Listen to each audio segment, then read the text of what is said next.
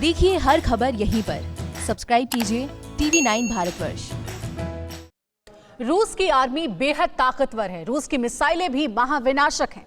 रूस के defence system का भी कोई जवाब नहीं। बावजूद इसके पुतिन सुपर पावर से सीधे टक्कर लेने से बचते हैं। इसके पीछे सिर्फ एक वजह है। अमेरिकी नेवी और एयरफोर्स सर्वशक्तिमान है। ट्रंप के जंगी बेड़े बेजोड़ हैं। ट्रंप नेवी की न्यूक्लियर सबमरीन दुनिया दहला सकती है।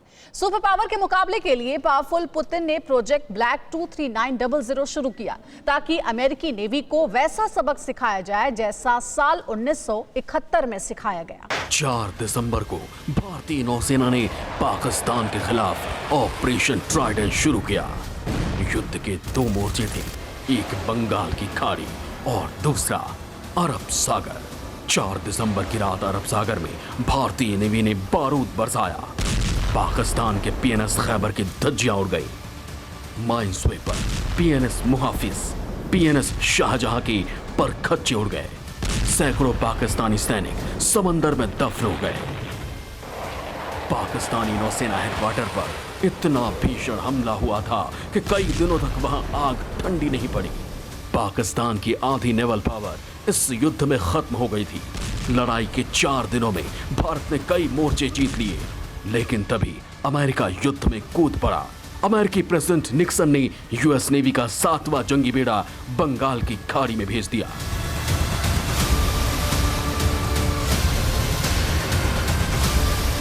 अमेरिका के इस दादागिरी को मिटाने रूसी नेवी ने मोर्चा संभाला। तब के सोवियत संघ यानी आज के रूस ने 10th ऑपरेटिव बैटल ग्रुप को समंदर में उतार दिया, जिसकी न्यूक्लियर पनडुब्बियां और विस्फोटक युद्धपोतों ने सुपर पावर के होश उड़ा दिए। 7वां जंगी बेड़ा जहां था वहीं ठिठका रहा। पाकिस्तान युद्ध में हारकर 2 भाग हो गया। केच आइलैंड, क्रीमिया। साल 2014 में पुतिन ने यहां कब्जा किया। यूक्रेन के आइलैंड पर अब रूसी नेवी के शिपयार्ड हैं। अमेरिका के ना चाहते हुए भी पुतिन यहां डटे हुए हैं। यहीं से वो सुपर पावर की नेवी को ओपन चैलेंज दे रहे हैं। केर्च में जालिब शिपयार्ड बचाकर पुतिन ने 40 युद्धपोतों को रूसी नेवी को सौंपा। इन 40 वॉरशिप की ताकत अमेरिकी नेवी के बड़े बड़े युद्धपोतों से भी ज्यादा बताई गई।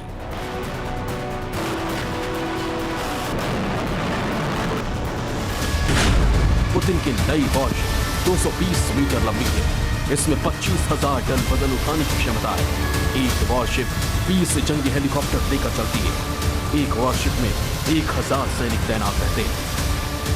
देखने में छोटी लेकिन मार करने में सबसे विध्वंसक जहाज। पुतिन का सारा जोर छोटे और घातक जंगी पोतों पर है। बड़े कैरियर के बजाय रूस नेवी छोटे युद्धपोत को ऐसे हथियारों से लैस कर रही है। इनके साथ पुतिन समुद्री जंगी बेड़े में बेहद विनाशक हथियारों में इजाफे का मन बना लिया है।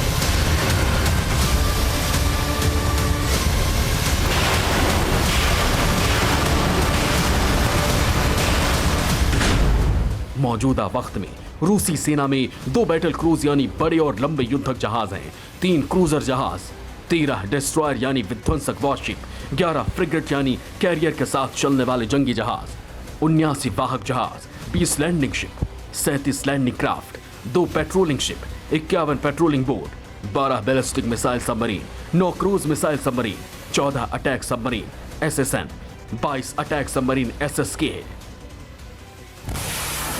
पुतिन की नेवल पावर में सबसे खास है उनकी हाइपरसोनिक मिसाइल से लैस जंगी बेड़े। समंदर में सुनामी लाने वाला बेहिसाब हथियार रूसी नौसेना के पास है।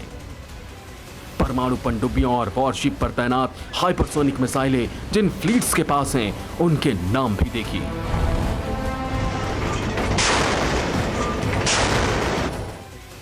रूस की नौसेना की नॉर्दर्न फ्लीट आर्कटिक सागर में तैनात रहती है। पुतिन नेवी प्रशांत महासागर में पैसिफिक फ्लीट से राज करती है। इसका मुख्यालय व्लादिवोस्तोक में है। रूस की नेवल फ्लीट ब्लैक सी का मुख्यालय सेवेस्टोपोल में है, जिससे रूस का अजोव सागर तक दबदबा कायम है। इसके साथ बाल्टिक और कैस्पियन फ्लीट से पुतिन नेवी समंदर में बादशाह कायम करना चाहती है। लेकिन पुतिन को इसके लिए ट्रंप नेवी से टक्कर लेनी होगी। क्रीमिया आइलैंड का झगड़ा कभी भी युद्ध बदल सकता है। अजोव सागर और काला सागर में पुतिन से भिड़ने के लिए ट्रंप नेवी तैनात है। अमेरिकी नौसेना यूक्रेन के सलामती के लिए कई देशों की सेनाओं के साथ ब्लैक सी में डेरा डाले है। यूएस नेवी का छठा जंगी बेड़ा काला सागर में सी ब्रिज नाम से वॉर रिहर्सल करेगी। इस युद्धाभ्यास में बल्गेरिया, रोमानिया, तुर्की, यूक्रेन और जॉर्जिया की नेवी शामिल है। रूस की मान में घुसकर सुपर पावर को चैलेंज देना बताता है कि पुतिन को बराबर टक्कर मिलेगी। यही वजह है जो उन्होंने प्रोजेक्ट ब्लैक 23900 पर पूरी ताकत झोंक दी है। मुमकिन है बहुत जल्द इस प्रोजेक्ट की सारी डिटेल पुतिन दुनिया के सामने रखें, क्योंकि उन्हें अपने हथियारों की नुमाइश का शौक भी है। फिक्र आपकी, सोमवार से शुक्रवार रात 9 बजे सिर्फ TV9 भारतवर्ष पर।